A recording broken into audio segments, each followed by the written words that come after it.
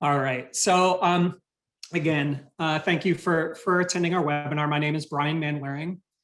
I'm the director of the National Center for Environmental Conflict Resolution. And I'm here with my colleagues, Stephanie Kavanaugh and Alyssa Bonini, to present a webinar on environmental collaboration and conflict resolution in the federal government.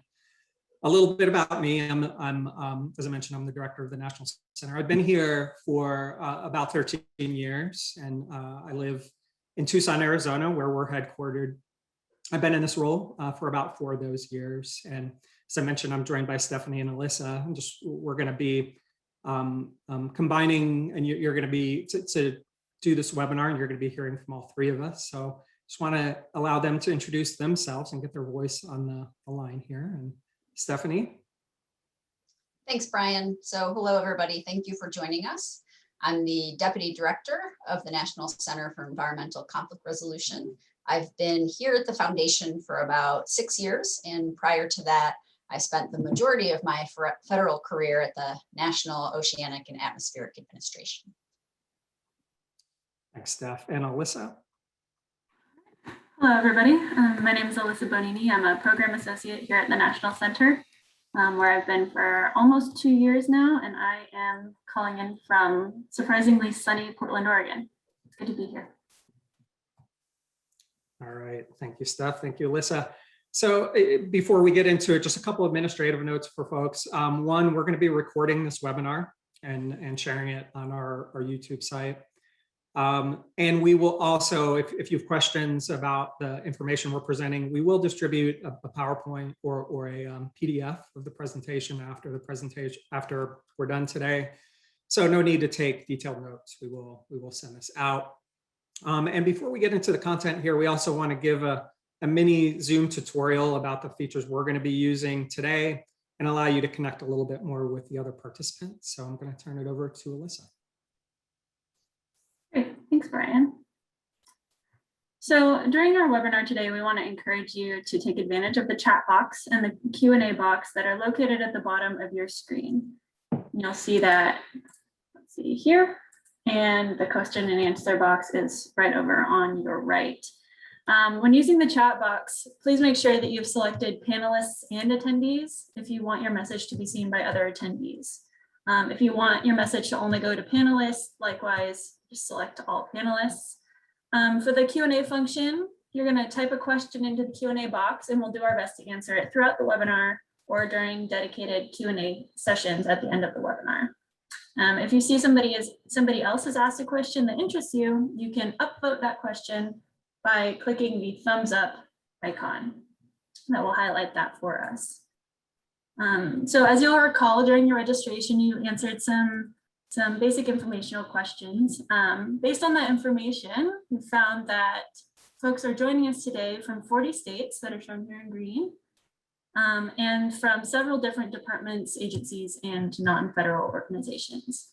So at this time, we want to ask you to take a moment to use the chat box and share your name, agency, or affiliation, your title, and location, so we can get to know each other a little bit better today. And with that, I will hand it back over to Brian to orient us to today's webinar. All right, thank you, Alyssa. And please type in those or chat in your name and location, and make sure to send it to all attendees so everybody can see you. So let's talk a little bit about our outline today and what we're going to be covering. So we have an hour and a half with you today, and we're going to be pointing you to some of the primary environmental collaboration and conflict resolution techniques and concepts. We're going to be using the acronym ECCR quite a bit. So that stands for Environmental Collaboration and Conflict Resolution. And we also want to provide you a sense of what ECCR looks like in the federal government through case studies and other illustrations. So we're going to be touching on a number of things today, and you can see our outline there. We'll give you a little bit of an introduction to the National Center, give you an overview of ECCR, tools and techniques, and talk a little bit then about ECCR in the federal government and point you to some resources that might be helpful. All along the way, we're going to be weaving in a framework to help you conceptualize the tools and techniques and approaches, all that make up ECCR processes. So I know we have some, and thank you for chatting in your names. I'm seeing, and by the initial poll, we saw a huge contingent of Corps of Engineers folks, a lot of Forest Service and others scattered throughout the federal government, and some non-feds as well. And I think even though this is really targeted at the federal family, I think you'll find a lot of value in this if you're not with a federal agency. So, of course, feel free to chat in Q&A through the Q&A box or through the chat box. We will take questions sort of as we go, sort of in chunks or at predetermined places. But there will also try to leave a little time at the end of the presentation as well for Q&A.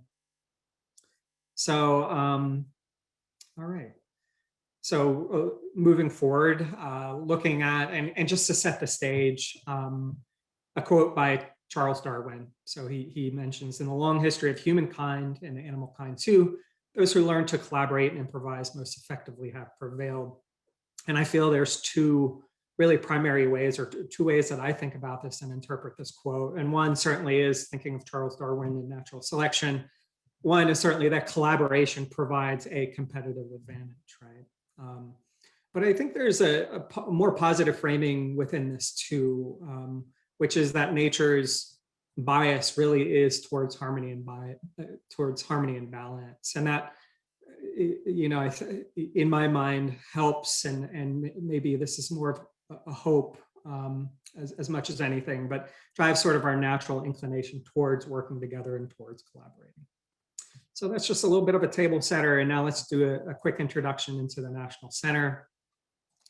So the National Center is a program in a federal agency. That federal agency is called the Morris K. Udall and Stewart L. Udall Foundation. So the Udall Foundation is our home agency. We're a small independent agency in the executive branch. We were established by Congress back in '92 to honor Mo Udall and Stu Udall, who were brothers. Mo was a congressman from Arizona. His home district was here in Tucson. And he was really known for his ability to work across the aisle. Stu was a congressman as well, but then served as Secretary of the Interior for a number of years and was incredibly consequential in that role. And so the foundation was established in alignment with Stu and Mo's legacy and values. And our mission is to promote leadership, education, collaboration, and conflict resolution in the areas of the environment, public lands, Native nations, and natural resources, and really to support the development of self-governance to strengthen Native nations. So you can see some of our programs. I won't go through them all in this graphic, but I will give you a little more of an introduction to the National Center. So, and Alyssa, if you could advance the slide.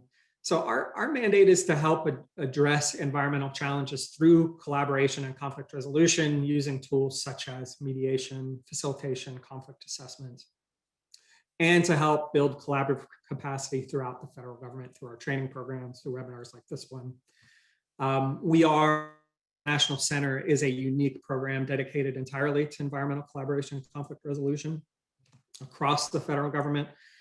We were established by Congress to support agencies as a support agency. And our role is typically in the role of an impartial third party.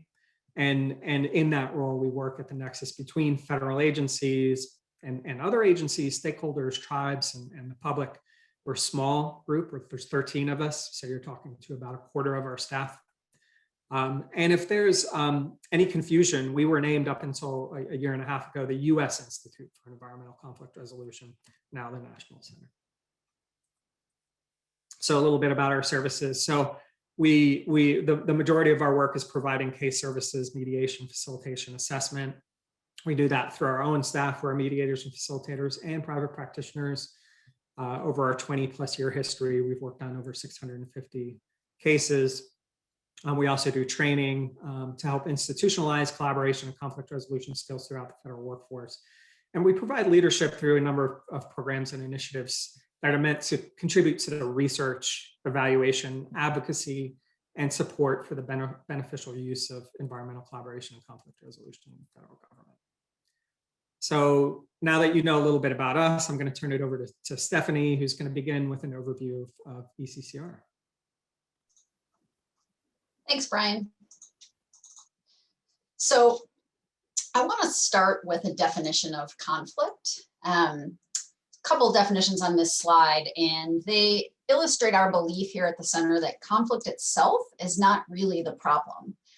It's a reality that conflict is going to happen between people and groups. We believe that how conflict is managed is what's really important. And in order to resolve a conflict, we need to see that conflict as a potential opportunity for improving relationships and finding a solution that is acceptable to all parties. When you start to see a conflict as see all conflicts as part of everyday life, you can begin to identify and focus on what folks actually have in common as opposed to their differences. So the official definition of ECCR that we use comes from a 2012 memo from the OMB and the CEQ. And that states that ECCR is third-party assisted, collaborative problem solving and conflict resolution in the context of environmental, public lands, or natural resource issues or conflicts, including matters related to energy, transportation, and water and land management.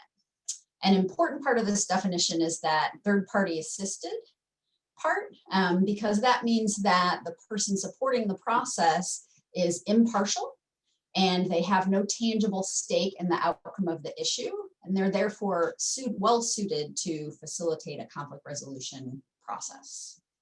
All right, so I'm going to talk now about a more casual definition of ECCR. So what we call a working definition is people with differing views and interests working together in a systematic and organized way to find workable solutions to shared problems about environmental issues. So it's a little more casual definition than the OMB CEQ memo one. There are certain circumstances when ECCR is very helpful, and those include when you've got a manageable number of affected and interested parties who have incentives to participate in a collaborative process, when the final decision makers on any issue, which this is most times the federal agency, are committed to using the input that they gather from external parties, meaning that the affected and interested parties can actually impact the solution that gets implemented. It can also be helpful when relationships amongst parties are important, and damaging them or damaging them further can make the whole situation worse, including the possibility of litigation against the government agency. Some cases when ECCR may not be the primary route you go is when parties believe that other approaches will better serve their interests. So either they have significant legal rights in a situation or are navigating a political solution that has a likelihood to be successful. When any of your key parties won't participate in a process in good faith, or maybe trying to game the system through a collaborative process. And when decision makers are not able or committed to utilizing the input they received, meaning the decision is already made.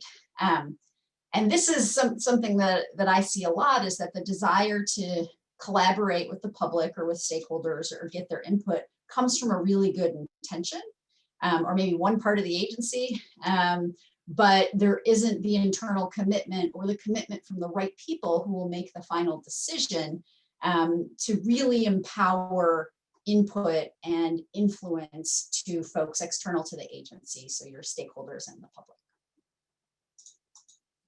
So we want to give you guys an idea of what environmental collaboration and conflict resolution processes really look like in reality. So we help a wide variety of agencies to participate in collaborative processes, and we are fond of saying that they occur on a spectrum.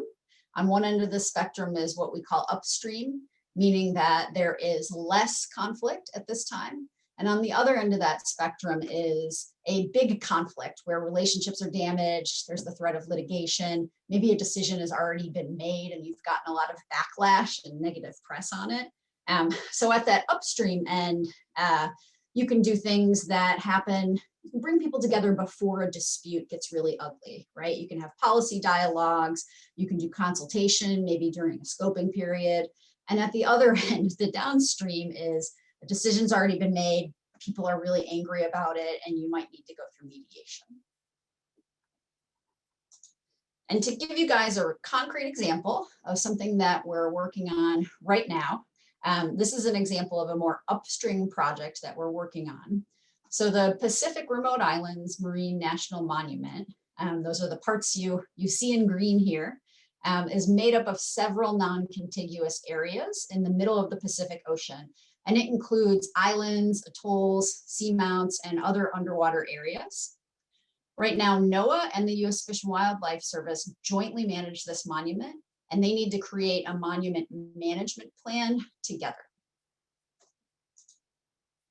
So while this is an upstream process, it's pretty unique, and it's a little challenging because, for one thing, it necessitates a very high degree of interagency collaboration. So it's not like NOAA is the lead and Fish and Wildlife is the co-lead. They are both the management agencies, and they have equal authority in creating the management plan.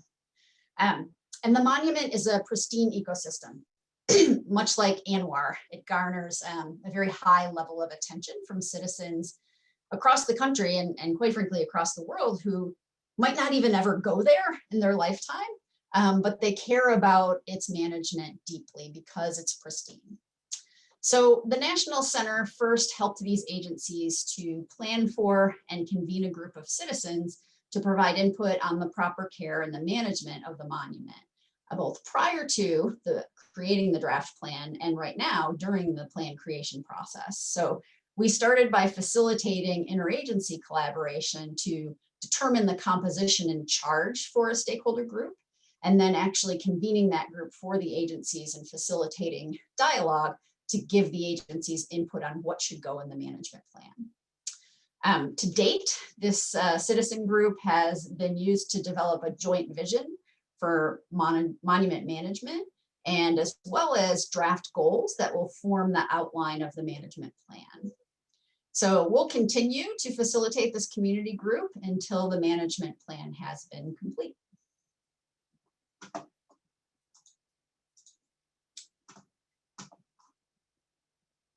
See, so I'm going to look and see if there's any good questions in the chat. Seeing none, I'm going to continue. So while each ECCR process may be very unique, there is a general stepwise process that we at the center typically follow, and that can be summarized in 3 steps. So first, we assess multiple aspects of the situation. It's really important to understand what parties care about the issue and what their perspectives are, and what influence they want to have or don't want to have over the issue. So are people willing to come to the table to engage in a collaborative process? And then once we've built an understanding of this situation, we can recommend a collaborative process for finding a solution, and we can begin to bring parties together to help us co-create and then manage the process. So during this stage, it's really important that we don't jump immediately into discussion of potential solutions. And we want to build a base of healthy relationships, shared goals, and a mutually accepted process that everyone is going to be comfortable engaging in. Only then do we move to the 3rd step of facilitating a solution. And we can do this because the parties better understand each other, they're comfortable, and they understand the process, and they can move forward and really begin productive dialogue on finding a solution that will work for everyone. One of the biggest missteps that we see is bringing folks together to try to decide on a solution before spending any time assessing the situation or creating the foundation for a truly collaborative environment. You really need to do those things to successfully get to a solution that works for all or most parties. So Brian and I are going to walk you through some key aspects of each phase, and I'm going to get us started with this assessment phase. So situation or conflict assessments can be very formal and they can consist of multiple interviews with individuals or groups, or they can be less formal and occur through a facilitated conversation with the whole group. They're usually conducted by the neutral third party convener of the process, or sometimes by the decision-making entity. So what's included in an assessment? A variety of things in order to meet the primary intention to figure out, is collaboration feasible? And if it is feasible, what should that process look like? So we want to make sure that we understand the interests and beliefs of all the interested and affected parties, the history and quality of those relationships, including relationships with the federal agency decision maker, the political and social structures that could help or hinder collaboration, and the availability of key data and understanding on the environmental issue. So assessments can be conducted through, as I said, interviews. There's also a lot of data gathering that goes into that to build the understanding on the part of the convener and the decision maker. And I'm going to walk you through a few more of the key data points on an assessment. Another important thing we're looking to learn in an assessment is the source of the conflicts. So while I talk through this slide, you're going to see another poll that asks you, what do you think is the most common source of conflict that you see in your work? So political realities, value differences, organizational constraints, relationship problems, and data challenges can all be a source of significant conflict. And the reason you want to try to learn the source of the conflict or sources of the conflict through an assessment is because that can help you determine what type of process will work for finding a mutually acceptable solution, and if the time is right to convene a collaborative process. For example, if there's not a lot of data on this issue, you might not be able to convene a collaborative process until you collect that data and that data gets interpreted by appropriate experts. You might discover that there are some parties that are really at odds and have a history, and those relationships need to be healed in order to build the ground for a productive enough relationship that sometimes even that parties can be in the same room together and engage in conversation. You also want to know if there's political or organizational conditions that might prevent collaboration at this time. So a variety of sources for conflict in the ECCR world. All right, so let's see what you guys came up with. So it looks like 39% of you said all of the above. Oh, I don't see any. Nobody said data challenges. And then we've got some splits between political realities and the rest of them. Thank you for sharing that, you guys. I will say that in our work, we see all of these and oftentimes more than one in every project that we enter into. But understanding them is really important for designing a process that will work. The next thing that we want to learn in an assessment is we want to learn who all the groups and individuals are that are affected by or can influence, or even just are very interested in what solution is going to be taken to a certain problem. So your primary stakeholders are all the folks who will be directly affected by any solution to the problem. So for example, for a public lands management issue, your primary stakeholders might be folks like adjacent landowners, tribes whose ancestral lands are located on the land parcel, and folks whose livelihoods are tied to maybe tourist or extractive industries that occur on that piece of land. Your other interested stakeholders can include advocacy groups, professional associations, possibly local governments. And then outside of that circle, you just have the general public. And depending on the issue, you might get a lot of interest. Even if it's a regional issue, say wild horses on one piece of land in the West, it might garner national attention because of the group of folks who are just really care about wild horses and are spread throughout the whole US. So understanding who these groups and individuals are and what they care most about can affect whether collaboration can be successful, what type of process that will most likely produce an agreed upon solution, and how to engage these different types of stakeholders. Another thing we're looking to learn during the assessment phase is, are your primary stakeholders sufficiently incentivized to participate in a collaborative process? So that means that they need to understand that collaboration can produce something better for them than if they just went it on their own, legally, politically, or otherwise. So most primary stakeholders will probably be willing to participate in a collaborative process if their alternative outcomes are uncertain, or if they just really want to be heard by the agency, they want to have that audience, and amongst other reasons. Folks probably won't want to collaborate if they're pretty sure they can achieve a better outcome by not negotiating. For example, a group with a strong legal case against the government agency might say, we're just going to go ahead and take this to the courts because we have a really good chance of getting exactly what we want without participating in a collaborative process. People are also not incentivized to come to the table if it's not something that they care very deeply about. So wanted to go over just a couple things that we consider to be obstacles to productive collaboration. So we don't consider ECCR to be a type of magic wand. It's good in many situations, and it might not be the best way to go in other situations. So some of the things that can limit productive collaboration that we want to figure out during an assessment phase is, do the stakeholders have a capacity to even participate in the collaborative process? Do they have the time? Do they have the data? Do they have the resources to get people to dedicate time to a dialogue and a process? We want to find out if there's pressure, including political or regulatory pressure, to implement a solution very quickly, and maybe there's not time to implement a collaborative process.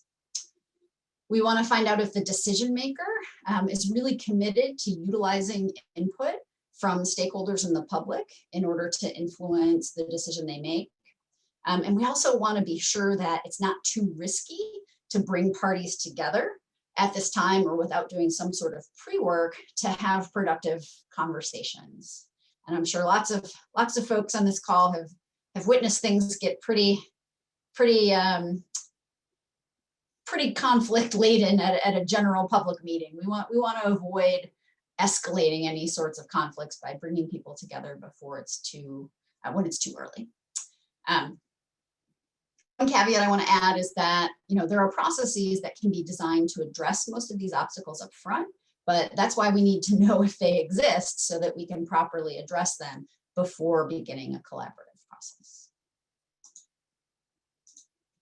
So I'm going to take us to talking about the next phase in any process, which is creating the collaborative environment. I'm just going to review a few key aspects of this process.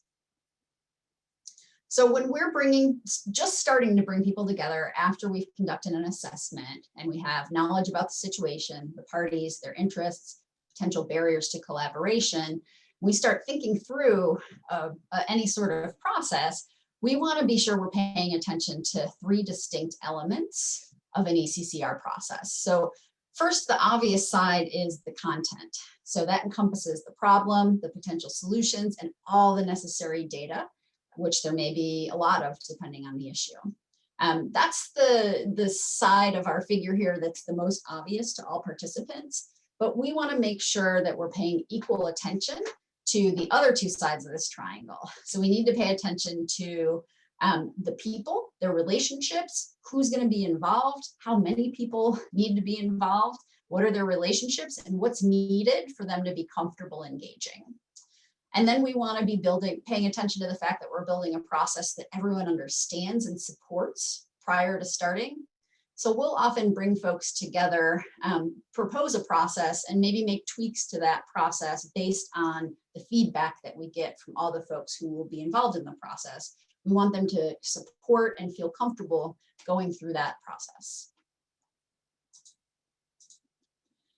One thing we need to make really clear before we start to facilitate any solution is, what is the degree of influence and engagement that stakeholders and citizens will have in the decision-making process? So in this figure, you can see that on the left-hand side, is a really low level of stakeholder influence, right? And that's just one-way communication. We bring people together to inform them of a decision that will be made or has been made to ensure that folks understand what's happening and what's going to happen.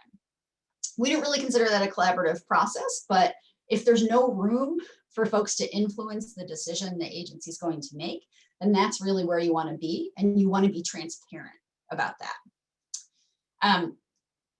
When there's two-way communication, you can have either a low, medium, or high degree of collaboration. And it's important that all the agency staff who are going to be making this decision talk through, what level of influence are we going to promise people here? Are we going to seek their feedback and implement it when we can?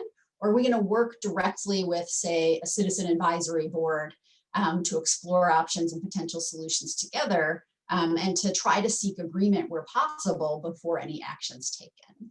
So we want to know where we are on this spectrum and before we enter into the actual collaborative process. And finally, a few more things that we're thinking about when we're doing collaborative process design is we want to make sure those affected parties have an incentive to come to the table. We want to make sure the process is clear before we start. We want to make sure we've invested enough in relationship and trust building amongst all parties. And if the center is acting as the third party neutral, we want to make sure we've done relationship building with all those parties too, so that we're trusted as the neutral to run the process. We want to ensure there's a sufficient amount of data or the ability to collect the data that's needed. And oftentimes you want professional facilitation by that third party neutral so that there's someone who can manage conflicts as they arise and really run the process so that the folks involved can focus more on solving the problem. So we're going to move into, so Steph walked us through the first two parts of the ECCR process, including assessing the situation and creating a collaborative environment. So now we're going to move on to facilitating a solution. And that's, that's the phase where we're developing and evaluating alternatives, we're refining those alternatives, hopefully coming to agreement, and then working through towards implementation, which typically has a collaborative component. This is where the rubber often meets the road and parties start engaging on the substance of the issue. So multiple perspectives are starting to come into play, and conflict at this point can really start rearing its head. So we're going to walk through some of the highlights or some of the techniques and approaches for this phase of the collaborative process. And we're going to start by taking a look at mindset, our mindset and beliefs. So we're starting with mindset because there is a mental and emotional component of the work as much as we prefer it not to exist. I mean, dealing with conflict can be uncomfortable. Working with others and that uncertainty that comes with it, the potential loss of control, working with others can often be uncomfortable. And I think when we get in those situations, when we know this is coming down the pike and we're going to need to collaborate on difficult issues, that we naturally want to start developing those skills, interpersonal skills, communication skills, conflict resolution, facilitation, to start addressing those things. And certainly we wouldn't tell you not to do that. Those are important skills to develop. But we would also argue that first, making sure your attitude is in alignment with those goals is really important. And that starts when you look at this graphic, it starts with the collaborative intention. And that really means focusing on the entire system, the whole system. And that includes others, right? The stakeholders that are impacted, that could have an impact, and being open-minded to the possibilities. In my experience, people can surprise you, and these processes can have twists and turns and often very positive outcomes that you were just not looking for or expecting. So being open to that possibility is important. And that leads to a problem-solving mentality. And so this is not focusing on the winning and losing, but looking for commonalities and interests of mutual benefit, of truly entering into an issue with understanding and the perspective that you are looking to solve a multi-dimensional, multi-party kind of problem. And from there, I think you'll find that skills can often arise from that intention. And I feel And I believe that people are resourceful, and in a lot of cases, these skills exist and just need to be kind of called to action. And an example of this is maybe if you may not consider yourself, or somebody who may not consider themselves an expert at communication or collaboration, is given an exercise or a task by their supervisor to learn as much from another person or another entity or organization as they possibly can and report back. If your deepest intention is to want and to need to know more about that person, my sense is that you'll find the ability to ask good questions, and you'll be able to listen deeply. And that just speaks to the fact that these skills in most of us are there. So when we think about conflict, most of us are conditioned to perceive conflict in a negative light. So as a zero-sum, competing, bargaining, and often neglecting long-term or neglecting the long-term or unintended consequences of that interaction. So when conflict is perceived in the negative, I think it's clear. Many of the people we're working with are conflict avoidant, and it makes sense that would be the case if that's the perception of conflict. So we can also choose to see conflict in a positive or more positive light, and that it's natural, it's predictable. There's opportunities within resolving conflict. We can choose to see complex problems as they are. That is, complex problems, they're challenges. They have multiple perspectives, multiple potential solutions. And so maintaining that perspective can be helpful and important. And also seeing relationships as non-static, as changeable, as not tied to any one point in time. And then I think as you start thinking about conflict from that perspective, in the light of something that is workable, the problem itself becomes workable. I know one instance in my career several years ago, I was having a real issue with one person outside my organ, and it was really stressful. And I didn't know where the resolution would be and where it was going to go. It felt like it was a real obstacle, and it caused me a lot of personal grief. And I was talking to somebody offline, and they put it all in the perspective of me of just talking about it as that relationship as a process, and point of conflict being just one point along that spectrum, along that timeline. And just that insight really changed my perspective of that whole relationship. And it didn't bother me. And I was able to work through it. And so, that just shows the importance of mindset and how we look at things. And certainly it's nice if just one comment helps change that perspective, but truly thinking about conflict and changing our perspective, mindfulness, it takes willpower in a lot of cases, but I think there's a huge benefit for you and your negotiating partner able to make that change. So looking at negotiation, what is negotiation? Simply put, it's back and forth communication in search of an agreement, and to add on to that, maybe a solution that each party can live with. And so there's a lot packed into that comment, into the statement communication, right? In our processes and big environmental processes, it's information sharing, conduct analyses, proposing and refining alternatives, huge to sort of unpack. And I think because of that, negotiation can also feel intimidating. But I also think, again, from the perspective of changing our perceptions, that to think about negotiation not as I'm a negotiator in this process, or this is a distinct challenging issue, but think of negotiation as it exists in our everyday life. And that is, we are negotiators just by interacting with people, are negotiators. Negotiation is of much of our interaction.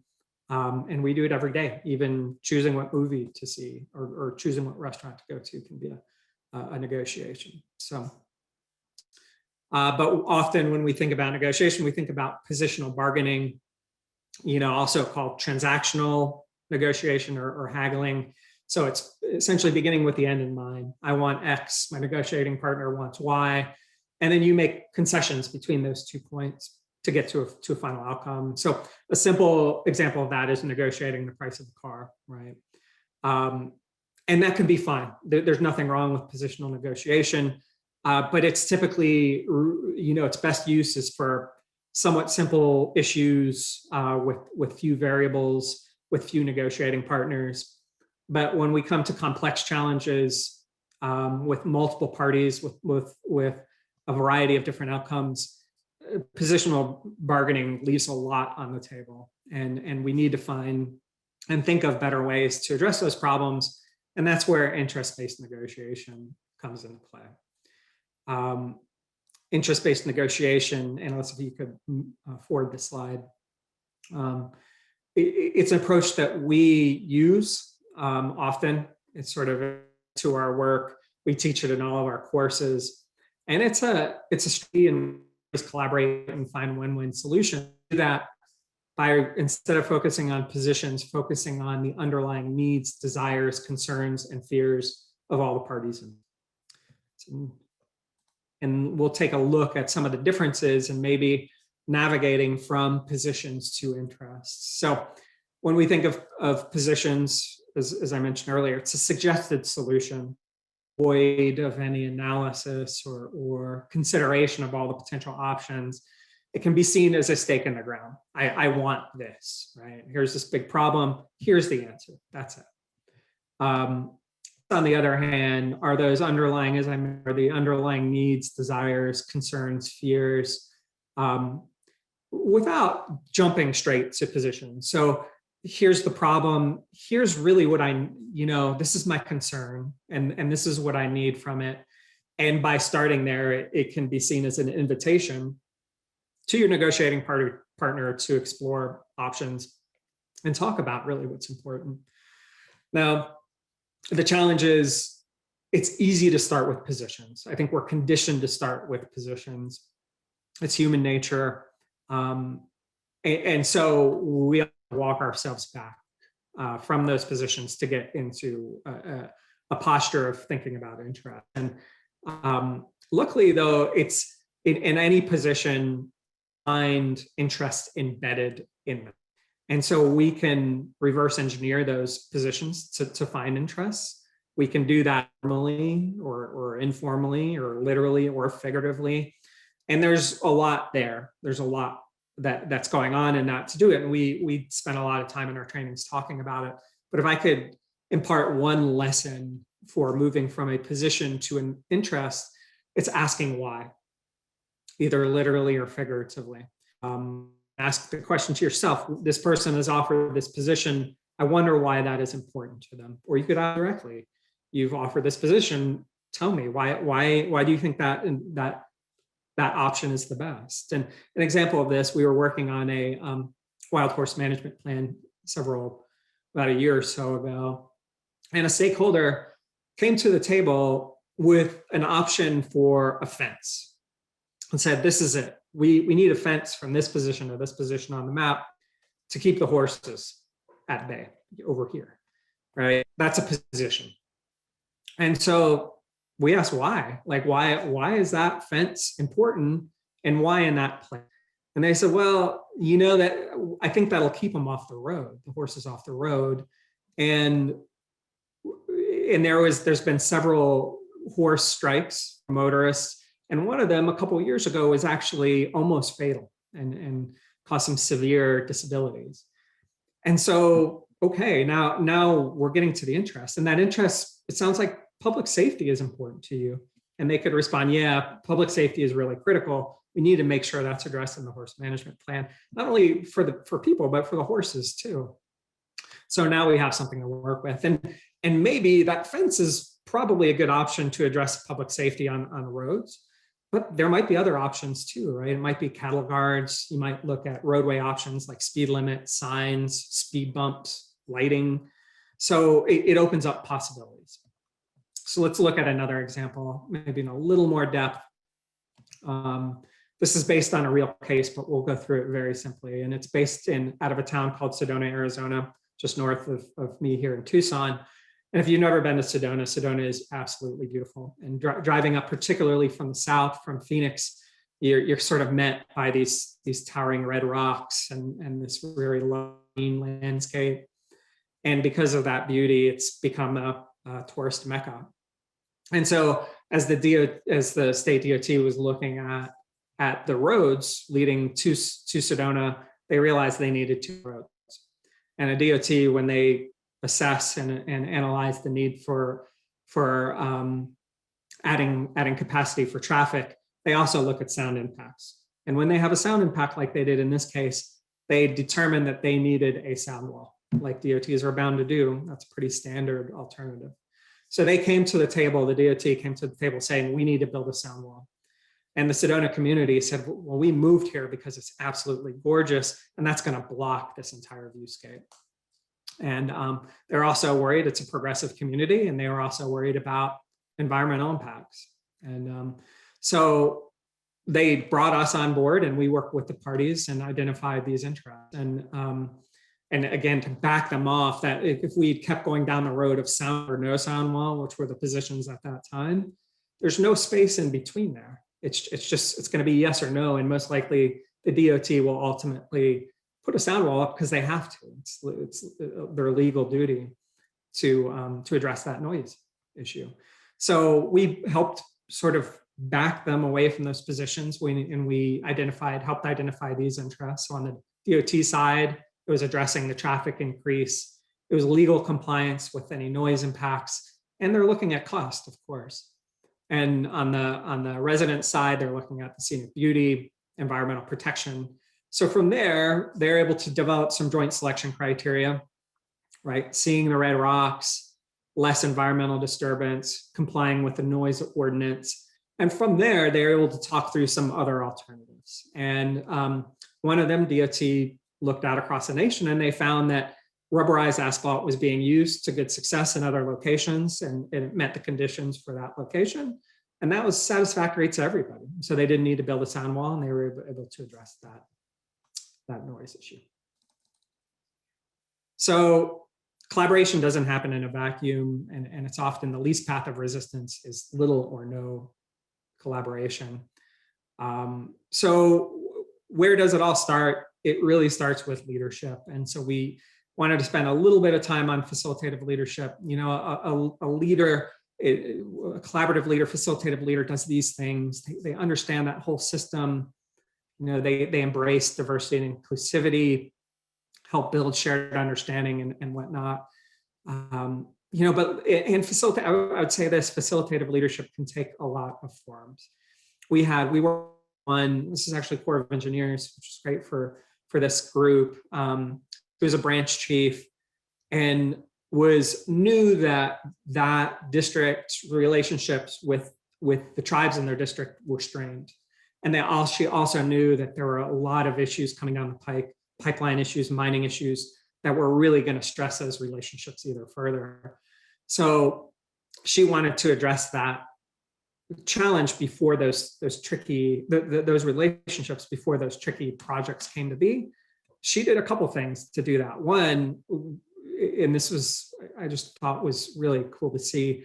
One, she took several of our classes so she could communicate with her supervisors, and she could advocate for budget to do some of this due diligence and some of this relationship work. And then she worked with us on developing a collaborative approach, which included an assessment and then working through more institutionalized supportive relationship bits between the Corps and the tribes. In many cases were MOAs and other sort of process-oriented documents that help clarify the government-to-government consultation process. And then she made it a reality. So I want to talk a little bit about, Steph shared a case study earlier, on another one, and it's a case study rooted in interest-based negotiation. You'll see it's the Indiana Northern Long-Eared Bat, and it's a roadway project. The agencies involved for federal highways, the state DOT, and the Fish and Wildlife Service. They were working on a programmatic agreement because the DOT had hundreds every year, hundreds of low or medium impact projects that would have very little impact on these two threatened or endangered bats. So, it was focused on Endangered Species Act Section 7. That the hopes and the desires out of this was, one, both agencies were looking to maximize staff efficiencies. Consultation on a one-off basis was inefficient or just used a lot of resources. The DOT wanted to streamline project delivery, and the Fish and Wildlife Service thought that this could result in broader protections or a cohesive mitigation approach to those bats. And so, of course, the conflict and the challenges was identifying how all this would work on the ground, right? How you would identify the projects that could go through this programmatic, what that evaluation would look like, how there would be Q&A, what the mitigation would look like, all those kinds of things. So the devil was in the details. And that was a reality of this. And so the parties had been through 1 year of negotiations. They made progress several times. They were very close, but they hit impasse a couple times. It ended up fraying relationships, and then it just ended abruptly. One of the parties just pulled out of the negotiation and contacted us, and that's where we got involved. So we did a couple things. Analyst, if you could, yep, there you go, thank you. And this is portrayed or framed within the 3-circle diagram that we've previously presented. We came in, we did our assessment as Steph described that process. And these are some of the things we found. One, the agencies' missions were conflicting and the cultures were conflicting. And honestly, that relationship was rooted in misunderstanding. And what I mean by that is, I mean, the agency missions conflicting is common. I'm sure you've all experienced it. And there's nothing wrong with that. In many cases, the missions of different agencies are created in some way to rub against each other. But in this case, there's also this perception, and it's a caricature. They had this perception of each other that was sort of rooted in misunderstanding and overblew some of the characteristics of those groups. So, for instance, the Fish and Wildlife Service was sort of viewed as an advocacy group. And as we looked at it, they were just being good feds. They were trying to achieve their mandate and their role in implementation of ESA. The DOT was seen as a developer without limits. They just wanted to put roads in nonstop. And the mistake in that was that this group was working with the environmental staff who truly, genuinely cared about good outcomes. And we saw that as we were assessing this from an outside perspective. We also saw that there were issues and conflicting interpretations of the ESA programmatic language from both legal shops. I'll talk a little bit about how we resolve that. There are interpersonal conflicts, as I mentioned, and this scientific uncertainty. But we also saw really incentivized agencies that wanted to get this done. And we saw they were close, right? They had gotten very close to solving the problem. They kind of knew what they were doing. So for the collaborative environment, we helped them establish a common goal, ground rules, and decision rules for how they'd approach this. I think one thing which we haven't really dove into here is creating that common goal, the objective for a collaborative body. And it's truly an art to frame it in a way that every party can see that they're going to get something out of it and that they're not going to be put in any risk or danger. And we talk a lot about that in our courses, but truly helping it so they could easily say, yes, we need to be a part of that. And then we set up a 2-level facilitated process. One was at a technical level with the technical staff, which was most of our interaction. And then we had leadership from all 3 agencies occasionally enter into it just to help unclog anything that got stuck, to help give that team, the technical team, the resources they needed to make decisions where decisions needed to be made, and so on. And then we help facilitation. So one thing we did, and I mentioned the legal interpretation of ESA, one thing we did was identify sideboards. And one of the critical, and I'm sorry, my dog is barking. One of the working with legal departments, they can often take a position and that's it, right? And when you have 2 conflicting positions from different legal departments, there could be no collaboration on that. And so what we do in that case is establish sideboards of saying, okay, here's the playing field. This is what could work with both agencies' restrictions or thinking about this law. Then we focused all the conversation around interests. We literally stopped talking about the substance for several weeks, and we got all their interests written out on paper. And I can tell you, they did not like that. They thought it was painful and long. But after the process, they all weighed in that it was the most critical part of finding a solution. And then they got a great outcome. And it truly was transformative with respect to the relationships. And they just renegotiated that after 5 years, about a year ago. And they did that without third-party support. All right, we want to talk a little bit about and introduce you to some of the common themes and topics related to ECCR and the federal government. So one of them, speaking broadly, ECCR is applicable and supportive in a number of ECCR processes or applications, and we can refer back to that spectrum that Steph presented and really look at those. But generally speaking, these tools and techniques can be applied anytime you're working with other agencies, with other departments within your agency, with stakeholders and whatnot. And certainly in some circumstances, there are requirements for collaboration.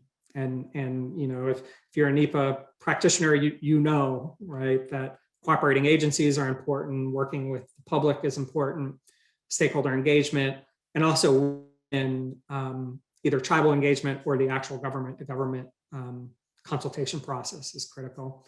And our message around this and our thinking around this is just to be careful not to get into a checkbox mentality when doing that and applying collaborative work in a process that dictates it. It's important to understand really what you're trying to get out of it. Right? You don't want to waste energy and effort and money, and there is a benefit to this work, and that's what we want to get to. And so, understanding that and working to achieve that through these tools and techniques is also important. So we also wanted to highlight working with Native nations and just the important role and the factor that can be for, I'm sure, many of you and federal agencies across the country, particularly in the West, but truly this applies to any area of the country. There are 574 sovereign tribal nations. Indian country comprises over 100 million acres of land. So truly a critical piece of what we do. And it certainly takes specific knowledge, piece, and understanding of the federal trust responsibility, understanding of the government-to-government consultation process, understanding of cross-cultural communication. And we've identified a few lessons learned. This is a key component to our work. And certainly here are some lessons learned incorporating the government-to-government relationship within collaborative processes, and understanding how tribal leadership wants to participate and engage on those processes, assessing, particularly using the assessment process, but talking with tribes and seeing really what their capacity to participate is. Tribal staffs can be stretched extremely thin, and they're asked to engage on a lot of different things. And so trying to find ways to streamline that. They may lack the resources. So identifying approaches and tools to support that might be bringing a meeting to them. It might be supporting their travel to a meeting. It could be a number of different things. One thing I wanted to highlight here is co-creating agreements on the use of traditional ecological knowledge. Just the sensitivity. That information can often be critical in these challenges. But it can also, that information can also be super sensitive to the tribes, where we're talking about potential religious sites or fishing grounds or hunting grounds, and they want that information to get out. So co-creating those agreements on that, and just to stress the importance, I love this story. We're working in the Northeast on ocean planning work, and we were working with the Narragansett Tribe. And I don't know if you saw this, this was big in the news several years ago, but they had a village that succumbed to sea level rise 15,000 or so years ago. That village is now in the middle of the Atlantic on the outer continental shelf. And the tribes had been making that case because they had, through stories that were passed down through generations, they knew that that village was out there, and they'd been making that case. And of course, people were skeptical, and there's no proof. But finally, some team of scientists found evidence that that village was out there. And the tribal elder that we were working with had a quote, which was something along the lines of, and this is paraphrased, but modern science has finally caught up to 1,000 years of our stories. I think that's just telling of kind of where we are in that dialogue. So ECCR has, there's been a lot of work to evaluate the benefits and the use of ECCR in the federal government. I would point you to this report that's highlighted on the left side, and it's available at NEPA.gov. We, the National Center, along with CEQ, along with several conflict resolution practitioners from across several agencies, developed this report, which essentially is a 10-year retrospective on the use of ECCR in the federal government. And it identifies these benefits, right? The efficiency of ECCR processes and how they can lead to cost savings. The outcomes can be stronger, incorporating these different levels of input and getting that buy-in. It can be supportive of creating healthy relationships and long-term beneficial relationships. So this report is I think, really solidifies the purpose of this work. And also in your work, it might help articulate why this work is important. And if you're trying to implement these kinds of processes, help support your case in that internal dialogue. So some of the trends that we're seeing, I don't want to spend too much time here, but certainly increased virtual engagement like this, right? And certainly the pandemic, we put some drivers in there. One thing we did not stress in the drivers was the pandemic, but that has certainly pushed us into this world where so much work is happening virtually. It's important to establish agency. So, and to do that, working through best practices.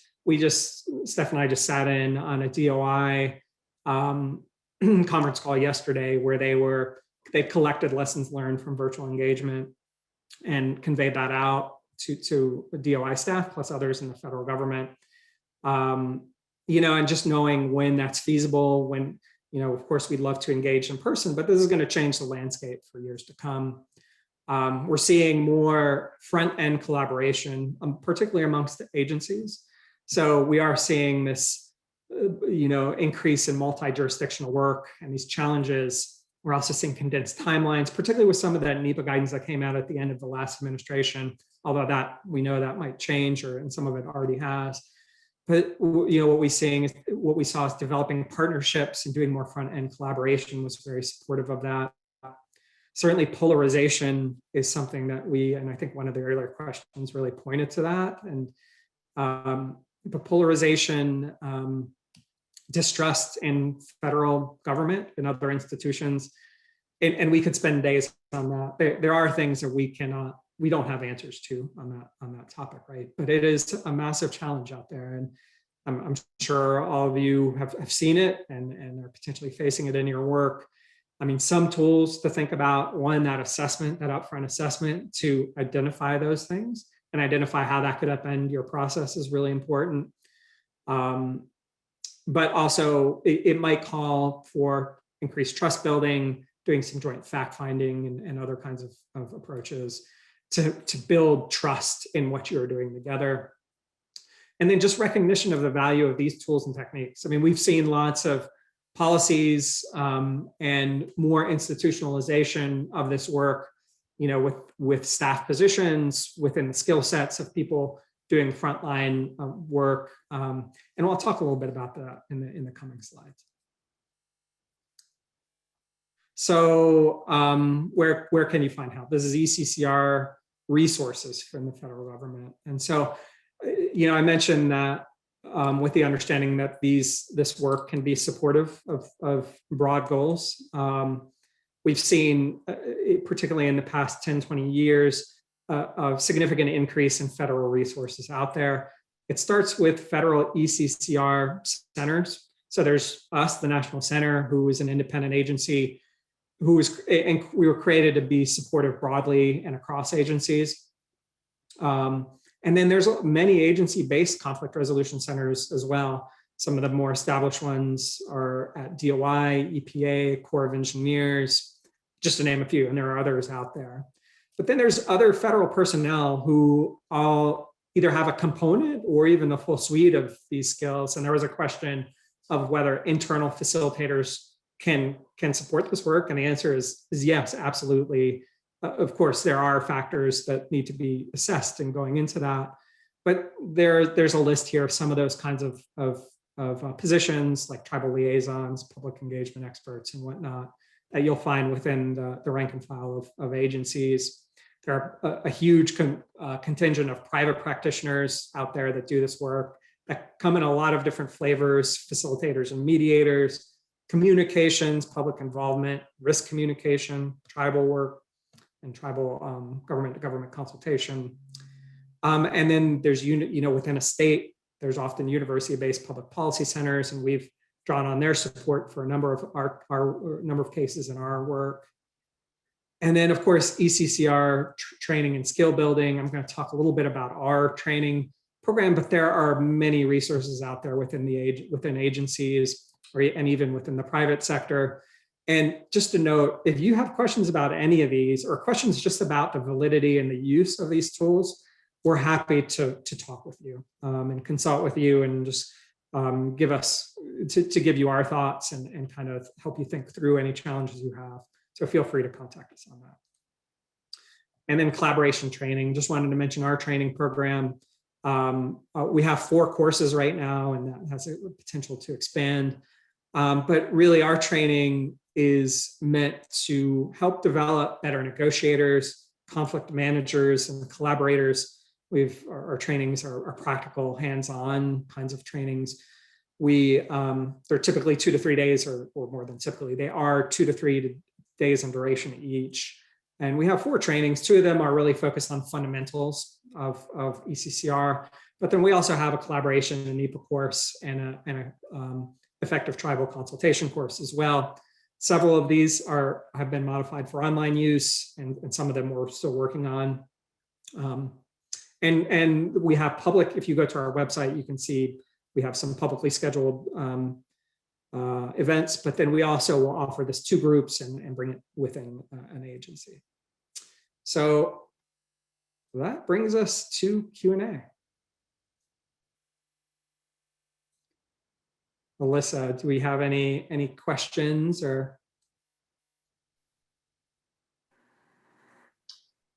Yeah, Brian, we did have one question here in the chat box. Let's see if I can scroll to it really quickly. We had one participant say that it can be challenging as a federal agency to bring tribes together for consultation meetings that are not project specific. How are other federal agencies funding the travel to consultation meetings without a funding mechanism? And this could be something interesting to hear from other folks on the line, if you have specific experience with this, or what your agencies are doing. And then Brian and Steph, if either of you have any experience working with other agencies and how folks have gotten around this. Yeah, I'm happy to start, and I'd love for Steph and others to chime in sort of as you can, because I do think there's probably a variety of answers. So yeah, I mean, funding mechanism is going to be a critical piece of it. So certainly starting, taking one step back and thinking through our assessment process, right? So one is identifying that need, and certainly you're right. If there's not a need, again, tribes' time and energy, it's hard to come by. They're spread extremely thin, and they're pulled into a lot of different efforts. And I think some of that's going to take some picking and choosing on their side.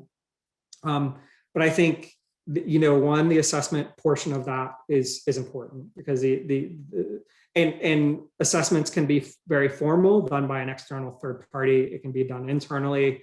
It can be done somewhat, informally, and just asking questions during consultation process, and just being clear about that challenge and that need, right? So articulating one, being able to articulate this is an issue, and then thinking through, and perhaps even collectively thinking through how to address that challenge.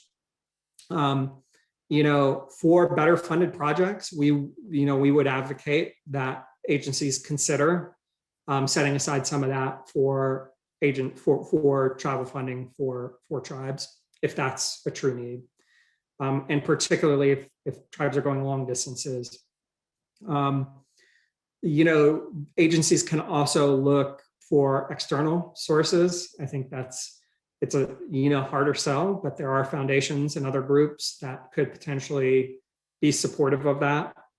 And then I think also looking for overlap and working to merge like-minded processes to maximize that engagement time with tribes can also be beneficial.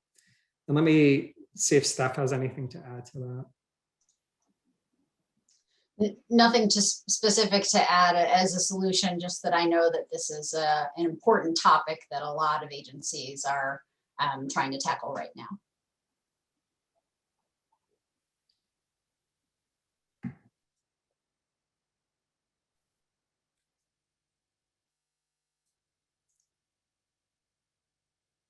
Also seeing some really great responses in the chat box.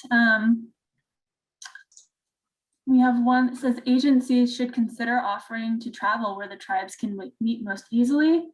I know that we're experiencing that in a project that I'm working on in the Missouri River Basin. I'm trying to accommodate folks that may not be able to travel as easily for logistical purposes or financial. Daisy has said, this is made part of our budget and we utilize it as an outreach opportunity. So it is a mission of our organization for a project specific or the overall program. Some really great feedback in the chat here. We have another question in the Q&A box. Again, and I encourage folks, if you see a question posted in the Q&A box that really resonates with you, to upvote it so we know to prioritize questions with the remaining time that we have left. So I see one question from someone who's unsure if their project could benefit from ECCR. Says there is conflict and the need for collaboration with cooperating agencies and stakeholders on projects that this person has, but agencies generally don't have the resources to commit, and main stakeholders have staked their positions and are unbending. So sort of trying to grapple with whether ECCR could be beneficial in that situation, or what to do if that's something that folks are encountering in their work. Yeah, I can start, and my instinct is that you clearly identified a need for some type of ECCR.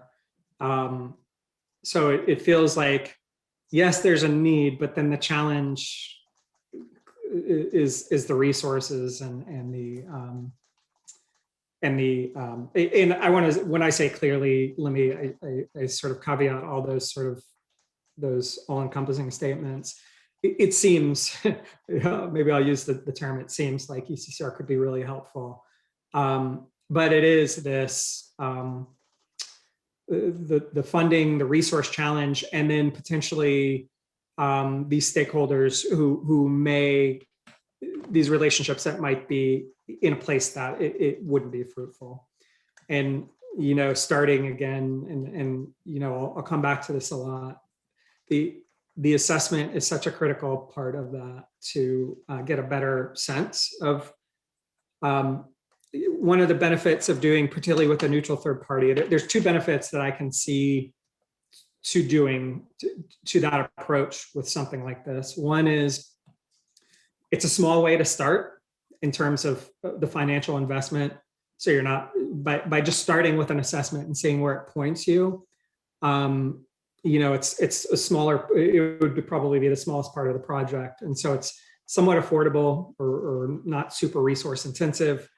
And the confidentiality of that space can help get behind, help you get behind what's really, what those stakeholders are thinking, if they're incentivized at all. And if you can, if you'd be able to get them to the table and under what conditions. And then it could also identify a process for moving forward to help identify and sort of create that structure in that space and maybe identify cost. And then it could also potentially outline those cost constraints. And so it can be maybe thought through. I think it depends on, certainly co-convening or co-funding arrangements aren't off the table. We've had cases where all parties, it was so important to them to co-fund it that they all had to pitch in the same amount to the penny, which was truly not an easy task to maintain, but it was important to them that no one party had a leg up. So there are arrangements like that, but truly that it's dependent on the conditions. And in many cases, stakeholders are just going to look for the agency to fund it. And so that would be a start. Steph, what would you add anything to that? No, nothing substantive to add. I think you fully answered that question. All right, we have a couple more questions in the Q&A box. So let's start with, how do you identify when to start engaging in ECCR when it seems like conflict may come up down the road? Steph, do you want to take that one? Sure. I can say that there's two ways to approach that. And one is, and this is, we do some projects in this area, is if it's a group or different agencies that often have to work together, doing some foundational partnership building and talking through processes of how any future conflicts might be resolved between the parties, even though there isn't a specific conflict that has arisen yet. And the other is, if there is a specific conflict that you think is coming, sort of convening a policy dialogue or just starting to do some engagement around the issue without looking for a specific solution just yet. I'll add that over the course of my career, and I'm sure Brian's career, we've seen agencies get much more savvy about starting dialogue early when they anticipate there being a conflict based on past experience. And that is very wise because you haven't, you're less likely to have relationships that are already damaged or be bogged down in any sort of litigation. How to identify it? There can be a lot of the actual indicators that you might look at. I mean, one would certainly be the threat of litigation.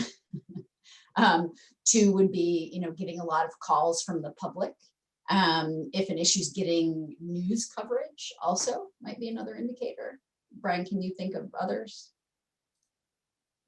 Not off the top of my head, but I was also typing in an answer, so my attentiveness was taken. Sorry.